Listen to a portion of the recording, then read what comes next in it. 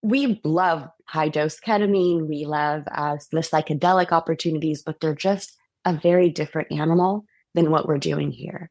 What we're doing Hmm. here with these doses that we're calling psycholytic, that is a technical term, is Uh-huh. giving people repeated experiences of a very gentle state of openness. This episode is sponsored by TherapyNotes, therapynotes.com. Be sure and check them out and be sure and use the promo code Gordon, Gordon, and you can try them out for 2 months for free.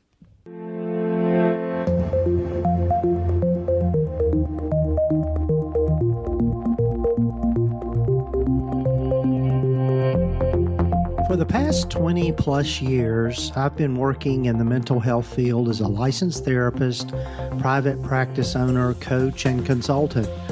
And I've learned a lot the hard way, and I don't think you need to do the same. Hi there, I'm Gordon Brewer, and welcome to the Practice of Therapy podcast, part of the PsychCraft network of podcasts. Whether you're just starting out, expanding your practice, or looking for fresh inspiration, this podcast is here to support you in your journey. Each week, we explore the real-world challenges and opportunities that come with building and growing your private practice. From marketing and money management to ethics, client care, and self-care, we cover it all. You'll hear from leading experts, seasoned clinicians, and innovative voices in the mental health and allied health fields, all sharing their insights and strategies to help you thrive in your practice. So let's jump in and get to today's episode of the Practice of Therapy podcast.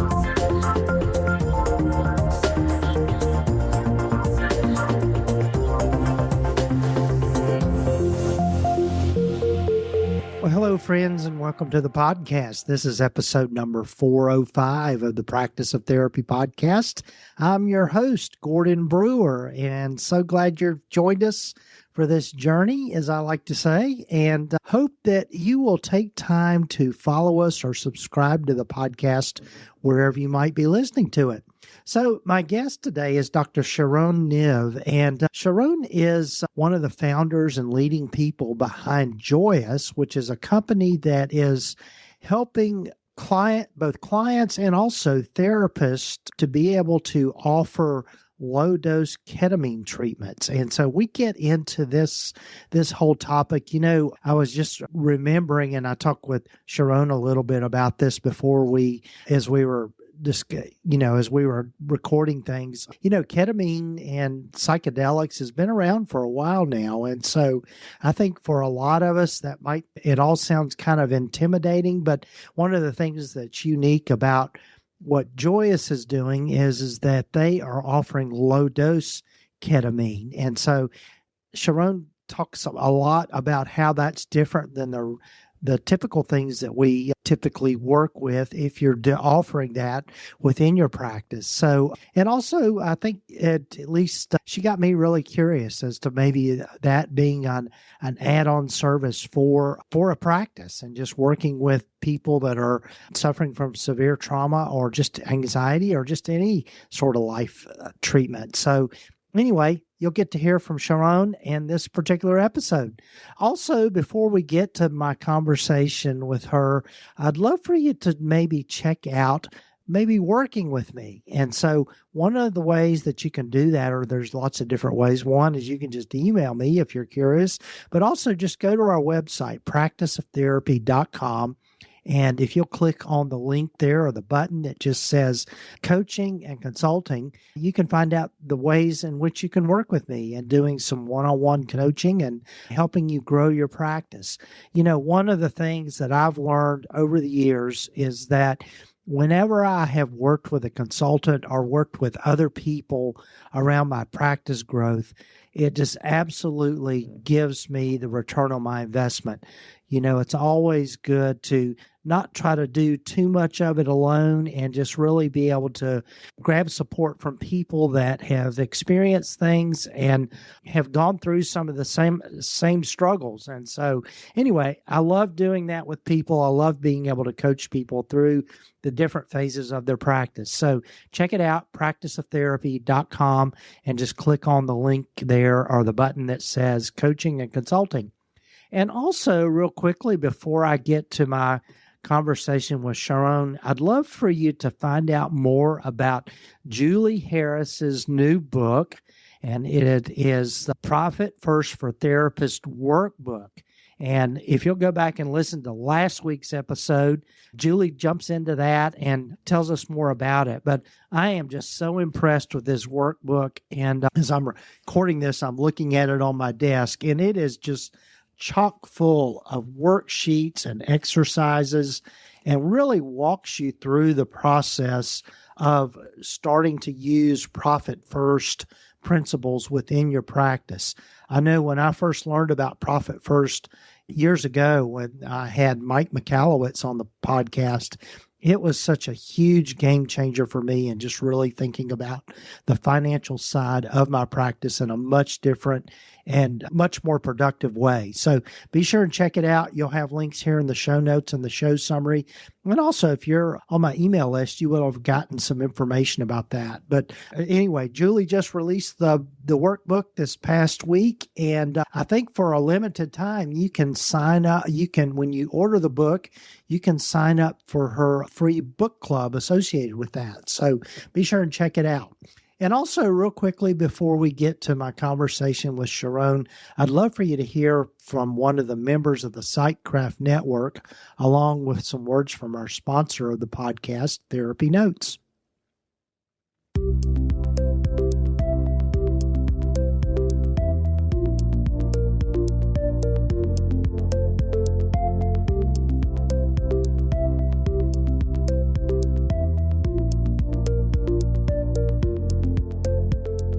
Hey there, Daniel Fava here, and if you don't know me, I'm the host of the Private Practice Elevation podcast, where I share online marketing strategies and interviews to help private practice owners attract more clients and scale their businesses. The Private Practice Elevation podcast is part of the PsychCraft network of podcasts, and I'm super excited to be a part of this network alongside Gordon and the great work he's doing. If you haven't discovered the Private Practice Elevation podcast yet, you can find it wherever you listen to your podcasts. I'd love for you to join me as we explore topics like building an effective website for your private practice, search engine optimization, content marketing, and copywriting, as well as my conversations with experienced private practice owners about scaling a practice, outsourcing, team leadership, and all things that will help you elevate your business and create the life you love. Be sure to check us out at privatepracticeelevation.com for resources and content to help you in your online marketing journey. Hi, this is Rachel, Gordon's podcast assistant, and I want to share the platform Gordon trusts for his own practice, TherapyNotes. TherapyNotes is the highest rated EHR, practice management, and billing software for mental health professionals. It's an all-in-one system for scheduling, notes, billing, and secure client communication. And if you ever need help, their 24/7 customer service is always just a call or email away. Their latest update, Therapy Fuel, uses AI to streamline documentation, generating progress notes, creating contact notes from client messages, and even summarizing client history forms, saving therapists hours every week. Are you ready to give it a try? Head to therapynotes.com, click Start My Free Trial, and use the code Gordon to get your first 2 months free. See why TherapyNotes is the most trusted EHR and the one Gordon chooses for his practice. Please enjoy the rest of the show.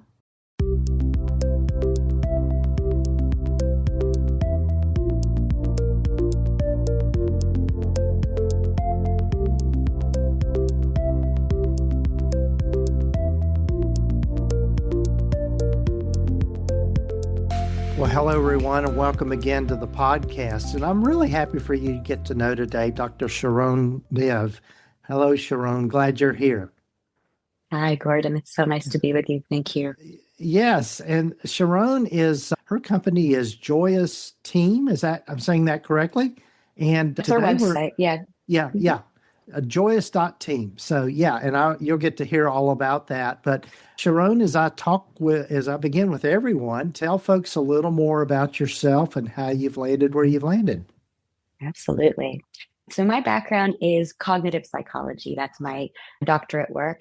Now, at the time, I was doing the coursework for clinical psychology, but didn't end up going through an internship. So I am not a licensed clinician, but my whole life, I've been just a therapy groupie. And after I graduated from my psychology work, I began looking for ways in which technology can scale well-being. So I did some work in neurofeedback. I did some work in virtual reality aimed at helping people get better relationships with their chronic pain. But always I was a pretty serious meditator. And I really believed in the power of practice and the power of skill building to help individuals come to better mental habits that can really promote well-being. And at some point, I was met with the opportunity to explore the low dose ketamine pathway as a potential company to start to scale some of these available technologies as well.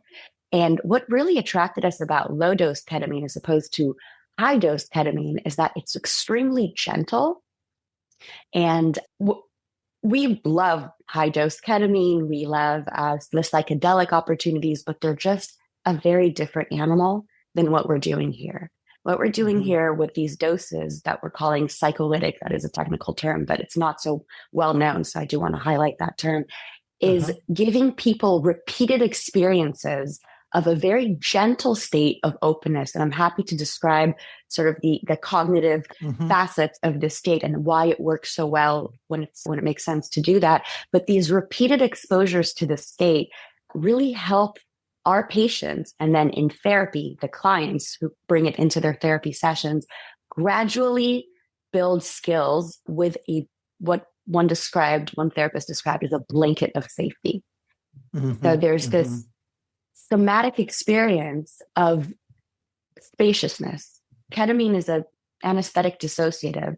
And so, of course, at high doses, that means people can be completely out. But at low doses, it means that they have a slight sense of distance between their sense of self and the somatic sensations of their body. So when I learned about this potential state, it reminded me of so much stuff that I learned in my meditation work, where you can drop into a sense of awareness and from there have, I would say, like the observer stance, the mindful stance, where you can see things arise for yourself without being so identified with them that it's overwhelming and that you cannot make progress. So as I learned about this opportunity, I became very, very excited to co-found Joyous. We are a public benefits corporation. We've been live for about 3.5 years. First patients in July of 2022. So far, 83,000 patients. Wow. And the outcomes have been really, really significant. Happy to get into any of that, whatever interests you, Gordon. Yeah, sure. So I know that, the whole use of psycholytics or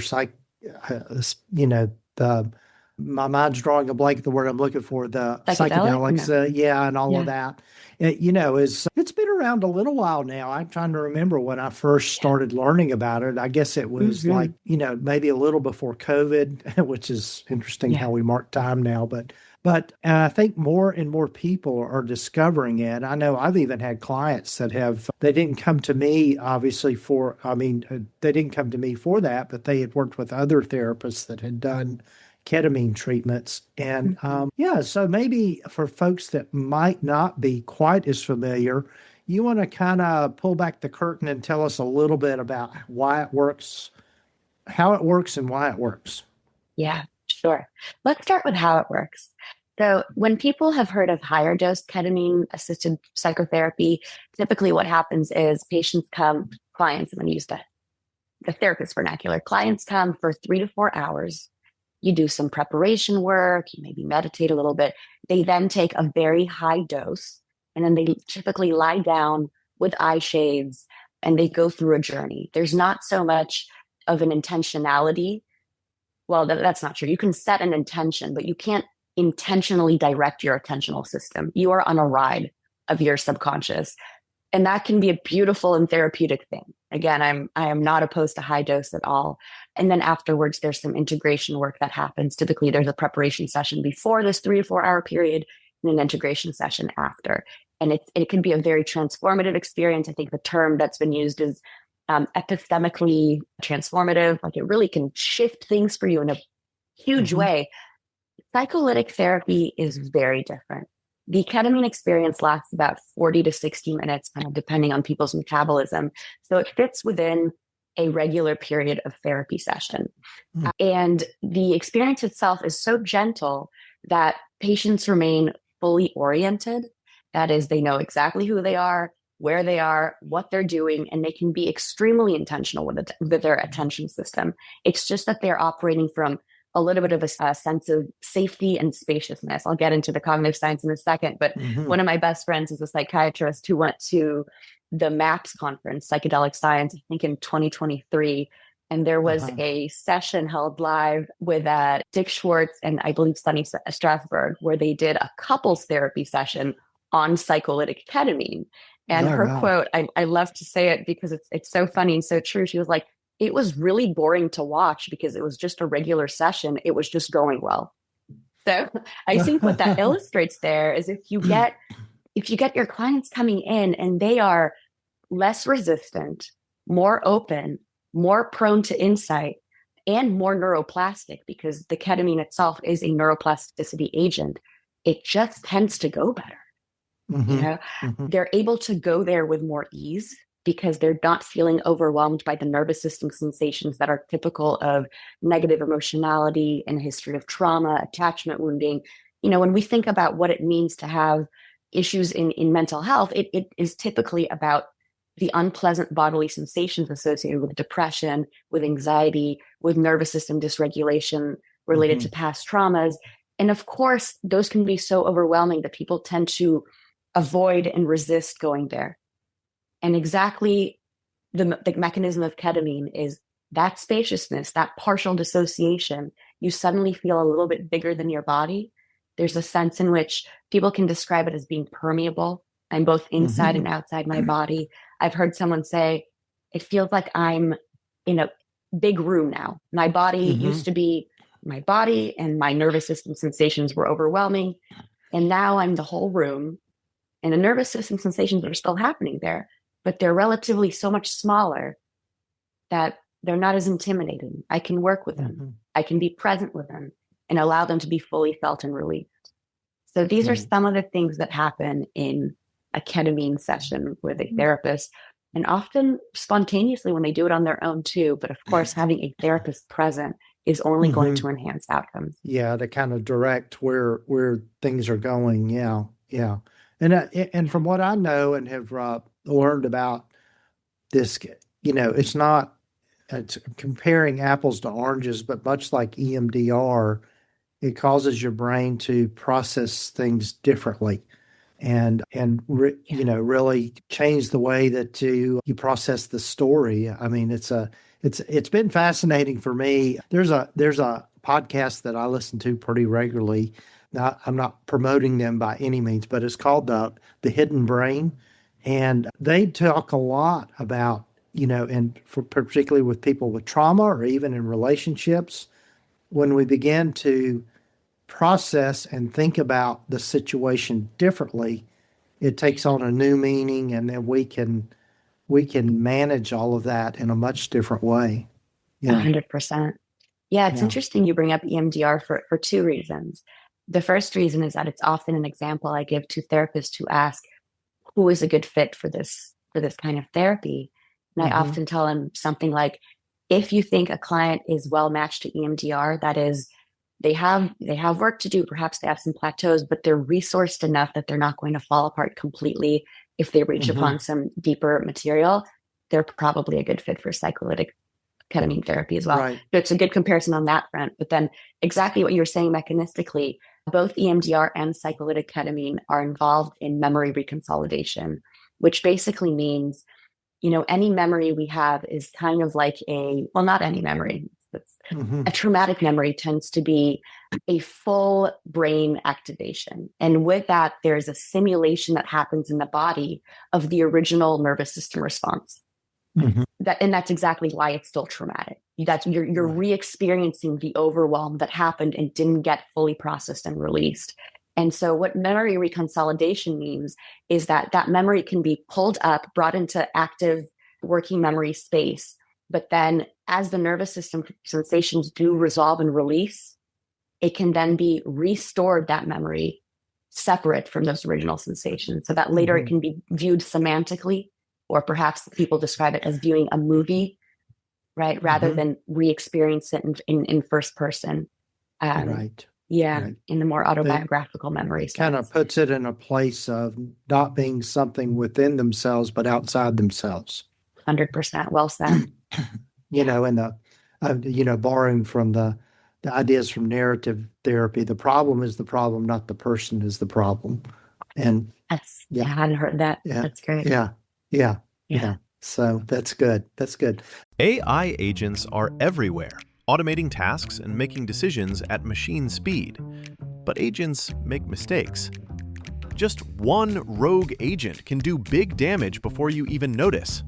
Rubrik Agent Cloud is the only platform that helps you monitor agents, set guardrails, and rewind mistakes, so you can unleash agents, not risk. Accelerate your AI transformation at Rubrik.com. That's RUBRIK.com.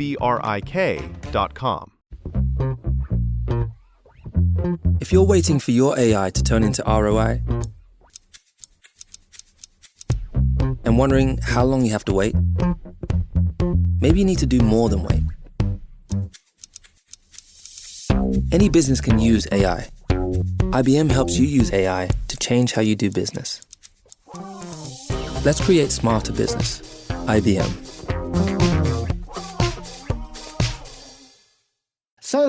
So what else do you think is important for people to know just about using low dose ketamine and that whole process? And maybe just talk, that's a good segue into talking about what Joyous does and how you kind of came up with that and how that's evolved.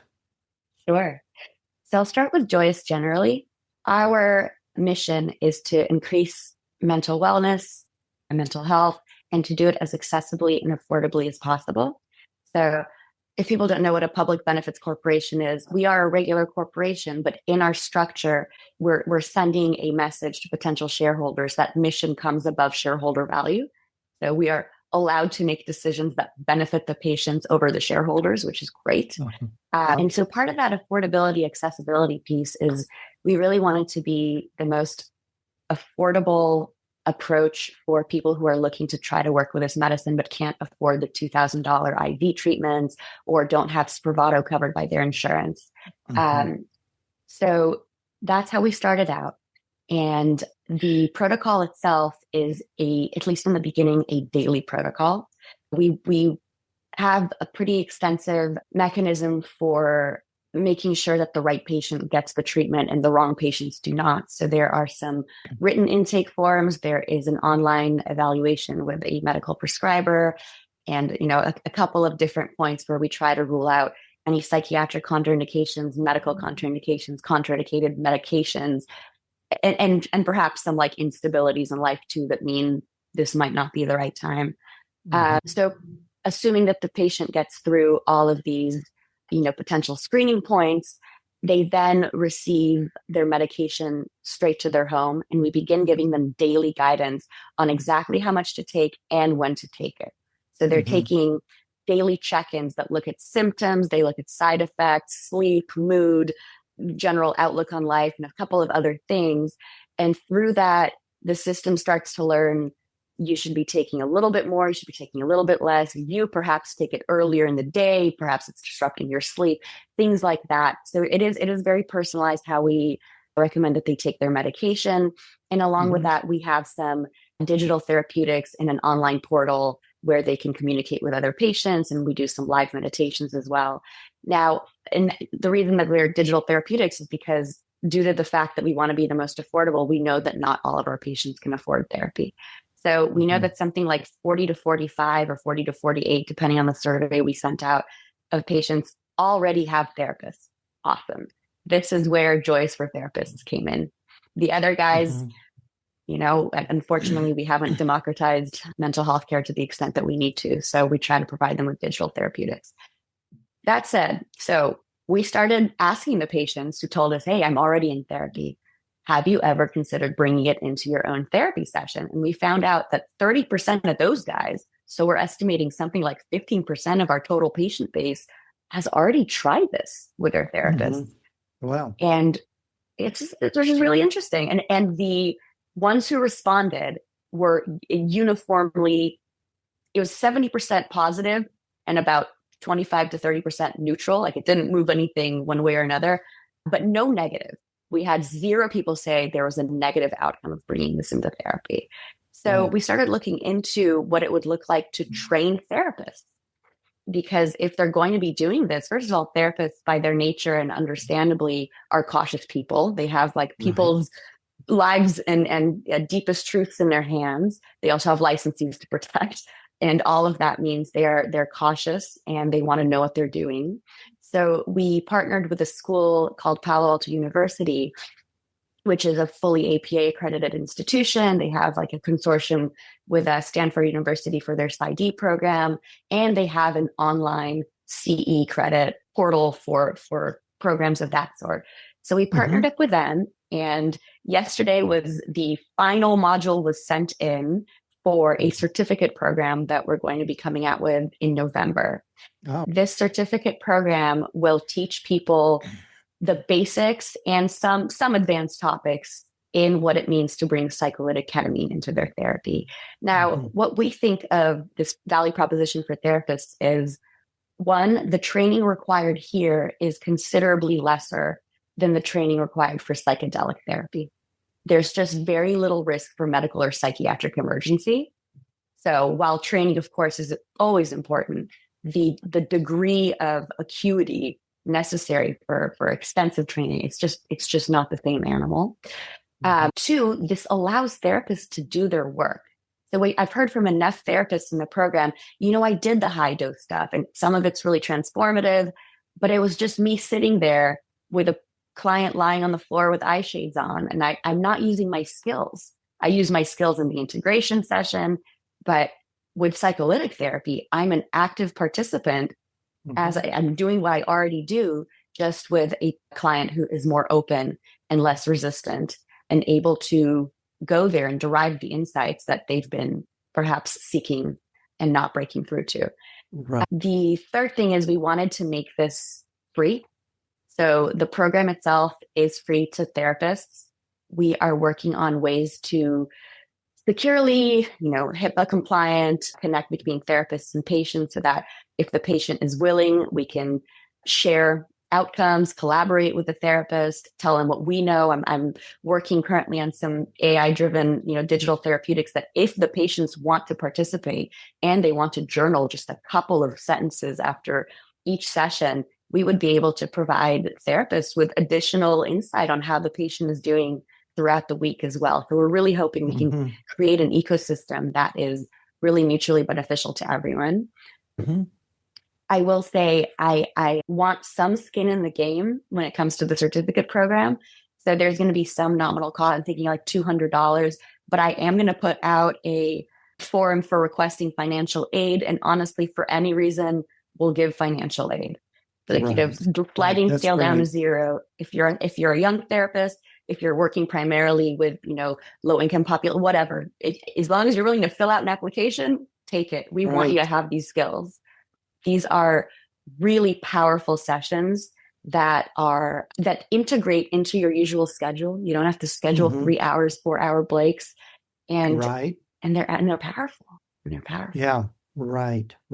So you want to maybe walk us through kind of a typical session and just kind of maybe some hypothetical issues and maybe, I don't know, I'm just thinking off the top of my head, maybe a case example or two. Yeah, sure. So a typical session may start out with, I will say people have different preferences for when to take the medicine. I've heard everything from, I like to take it at the very beginning of the session so that my experience, the psychoactivity sort of peaks with the intensity of the session, as it were, as we get deeper and deeper into stuff, the more open I am. Some people say I like to take it 15 to 30 minutes ahead of time so that I already come in kind of in the peak and I'm able to start off, hit the ground running. And some people say I like to have the entire psychoactive experience in the hour prior to the session. And then there's kind of like an afterglow for 2 to 3 hours where you just feel more open, much calmer, much less discursive thinking. The narrative mind is quieter. And so that's also an optimal state for therapy. So it does really differ, but I'll tell you about my own therapy because certainly I can anonymize and tell you some stuff I've heard from clients, and I'll be happy to do that. But I'll tell you about my own therapy. I like to take it at the beginning of the session for sure. And my therapist and I do like to spend some time dropping into the body, accessing, what we call true nature, which is very similar to what IFS might call self, right? The part of me that is self-compassionate, compassionate to others, that is sort of deeply aligned with integrity, that is free of the various distortions of the egoic thinking mind. So we spend some time just kind of dropping into that and then seeking, is there anything here that really is calling out to be loved, calling out to be held with compassion, to be understood? And of course, something arises fairly quickly every time. And we spend some time there getting to know the pattern that's arisen, or the part in parts language, getting to understand what images come with it. There is a way in which the ketamine state does kind of foster some creativity. Sometimes the images come more quickly. Sometimes the associations come more quickly. And in a sense, they're quite full. It can be really a re-simulation of the origins of whatever pattern it is that I'm working with. And from then on, it really is just a bit of, I do a lot of somatic work and parts work with my therapist at this time. So it looks very much like a regular session. It's just that I'm so much more at ease. I'm so much more connected to my true nature, as it were, that things just feel kind of seamless. Yeah. I could share happily some stories from past patients that I interview and talk to a lot of our patients and ask them how it's going in therapy. And there's also this great little interview reel we did with a couple of patients. Happy to send it over if it could, if it would be good in the show notes. Sure. Yeah. Where there's this woman who just says, all the stuff that I usually think, oh, I don't want to go there. Suddenly I just think, yeah, I can go there today. And that reminds me of a particular patient of ours that I spoke with, who said he brought in his ketamine to a session where he was hoping to explore sort of some of the anger that he felt in his marriage of 15 years or so. And as he took the medicine and he dropped into his body and started, they were a bit more of a CBT orientation, their therapist. I hadn't spoken to the therapist, just to him, but that's my gathering of what he told me. But even with something like CBT, which is less mindfully based, less somatically based, at least usually, obviously some therapists incorporate a lot of that in. They were really able to identify in a much clearer way, some of the thoughts that he wasn't so aware of that underpinned some of the anger that he felt toward his wife, that he sort of felt like he always had to be the one to take care of everything. He was the responsible party at all times, whereas she sort of got to live free and live her life as she will. And through the ketamine state, which does provide this kind of third person perspective at times, it's not like you're out of your body, you're not dissociated, but that partial dissociation allows for a shift in perspective that's sufficient enough to see things with new eyes. He was able to sort of see, first of all, my wife is pregnant right now. Of course I want her to be as relaxed as possible. She's growing our child. That was something that hadn't been clear to him before. But also he was able to sort of go back and see some of the origins of this feeling of always needing to hold up the world. He said he described an image that came up to him of Atlas. I am the guy holding up the world. And he was able to connect to some old memories of childhood where he was parentified in particular ways. And the ketamine just provided this beautiful, safe, bubble in which he was able to explore this without being overwhelmed by any of it, make these connections joyfully. And then his therapist did provide him with some suggestions on how to journal about it, how to integrate, how to be soft with himself in the following few weeks. Yeah. And it was a really transformative session for him. He really felt like he got some insight there. Yeah, that's really, really cool. It's really kind of as I think about it, kind of a catalyst for using kind of cognitive CBT language as a catalyst for a reframe that was pretty significant. Yeah. Yeah. That's great. That's great. So, if people are interested in maybe the training or maybe getting started and finding out more, tell us the process for that. Absolutely. So the website is, as you said, joyous.team, and then it's just joyous.team/therapy for the Uh-huh. therapist. The process there is pretty simple. Right now, you go ahead, you sign up, you'll start receiving a few emails, a few text messages from me just saying, welcome. We like to give therapists coupons that they can pass to their own clients, Hmm. which will later, we want to incentivize clients to say, yes, I'm in therapy. And then through the coupon, we can kind of identify, okay, this is the therapist that they're with too. And at this point in time, there is a very basic training available on the therapist portal.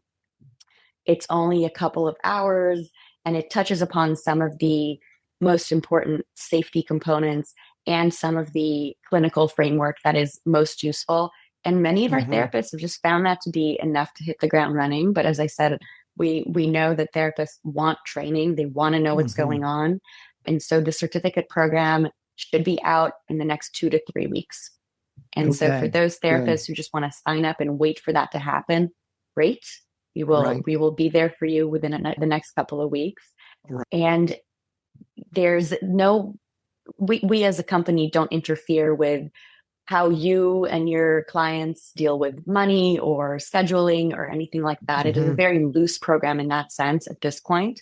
We just Hmm. kind of want to support you in feeling comfortable doing what you're doing.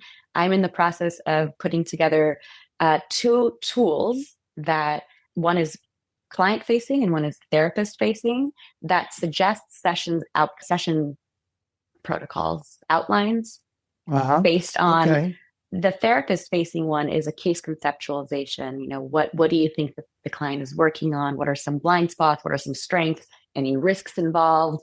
Yeah, and what kind of theoretical orientation do you work with? What interventions do you prefer? And then it really suggests, all right, spend the first 5 to 10 minutes, doing this, spend the next 35 minutes exploring some of these questions, perhaps exploring these parts, perhaps, whatever it is that you like to do as a therapist. Hmm. And then here are some integration suggestions. Here are some journaling prompts that you might suggest to the client. And of course, these is all very loosely held, no rigidity, just suggestions. And the reason that we did that is because therapists still wanted to have the confidence of what do I do with this medicine. Our Right. original thought was you just do what you're already doing. Hmm. Your client's coming in more ready, but you just do what you're already doing. But people still felt nervous. We were like, okay, let's give you some help. Yeah. So that'll be therapist facing. I'm building one that's client facing too, where they can sort of say, what do you want to work on today? I want to process and release something. I want to grieve some grief. I want to come to understanding. I want to make a decision. So, and then there's some follow-up questions that then also suggests to the therapist, here are some things that you might want to work on. Right. Right. Yeah. That's great. That's great. We'll have links in the show notes and show summary. Cool. One question that comes to mind for me, Sharon, is how does prescribing work with all of Yeah. this? And that was, Sure. I forgot to ask Yeah. that earlier. Yeah. No problem. I think we're live in 29 states. Every once in a while, we add a state or drop a state due to various Hmm. legal reasons over telehealth. So the providers that we have are licensed in those 29 states. The Hmm. telehealth appointment lasts about 15 to 20 minutes, where they review all of the patient's medical and psychiatric information, make sure that nothing was missed, and then talk about the treatment itself, make sure that the patient understands what's going to happen, answer any questions that they may have.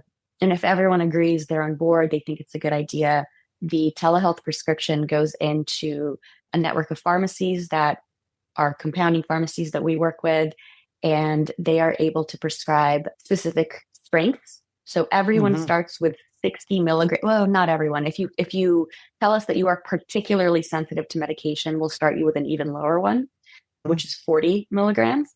So, but the average patient receives 60 milligram troches, but then they're asked to, gosh, it would have been smart to bring my troche pack, but I didn't think about that. Hmm. They're asked to then split the dose into four for their first experience, which is Hmm. 15 milligrams.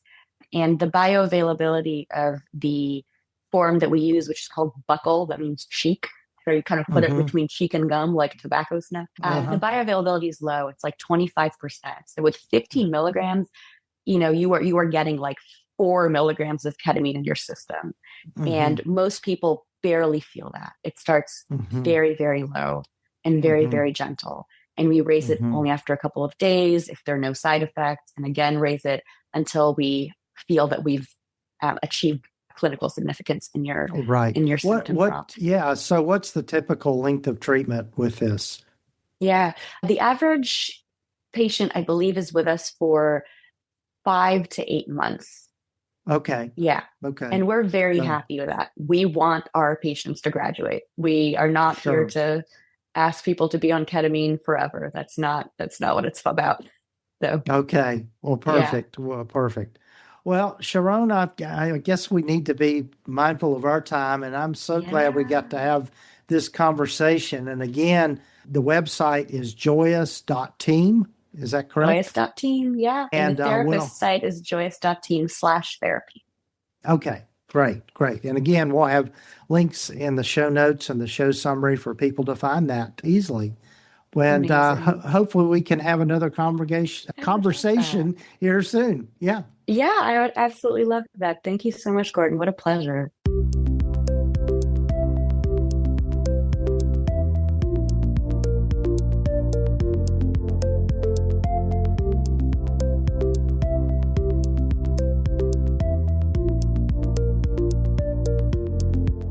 Well, again, big thanks to Dr. Sharon Niv for joining me on the podcast.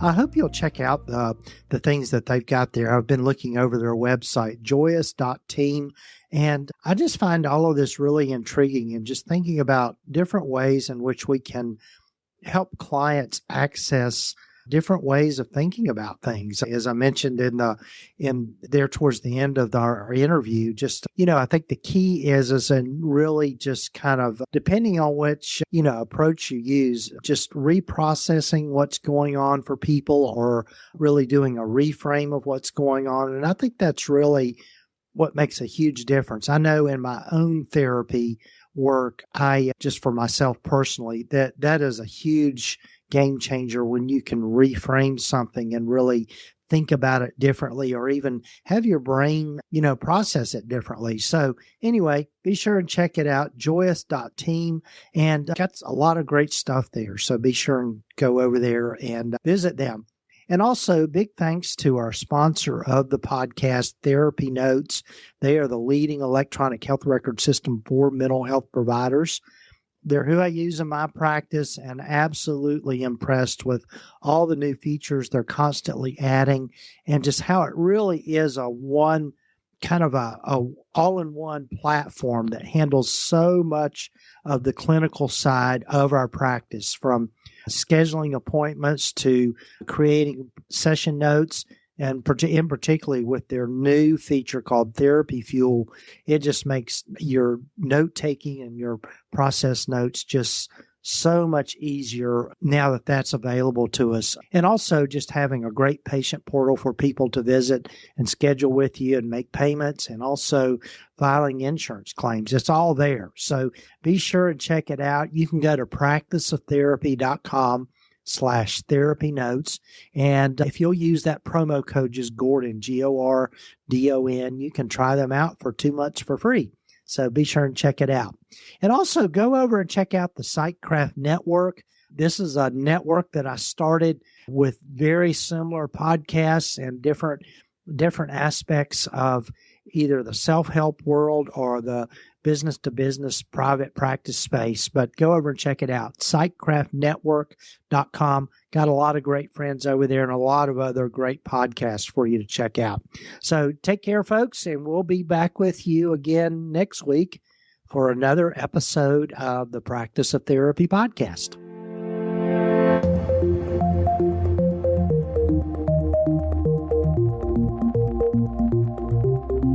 You have been listening to the Practice of Therapy podcast with Gordon Brewer, part of the Psychcraft network of podcasts. Please visit us at practiceoftherapy.com for more information, resources, and tools to help you in starting, building, and growing your private practice. And if you haven't done so already, please sign up to receive the free Private Practice Startup Guide at practiceoftherapy.com. And to find more great podcasts like this one, please visit the Sightcraft Network at sightcraftnetwork.com.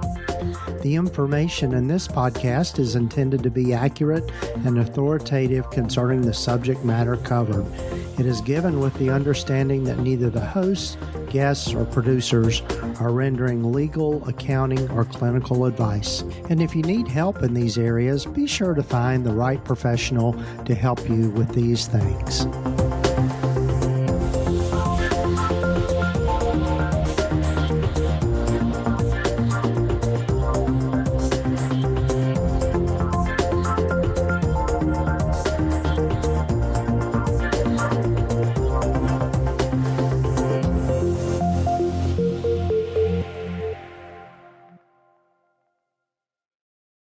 AI agents are everywhere, automating tasks and making decisions at machine speed.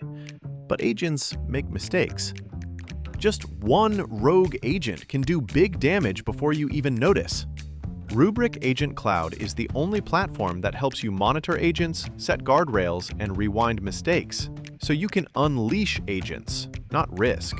Accelerate your AI transformation at Rubrik.com. That's RUBRIK.com.